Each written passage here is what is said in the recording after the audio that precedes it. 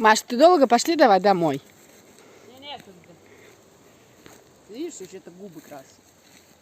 Я прекрасно выгляжу. Вчера. А еще у меня есть спонжик. Вот такие вот лесные чудеса.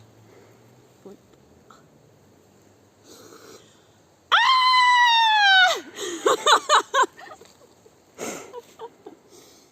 Маша. Черничку хочешь? Я и грибы могу поесть.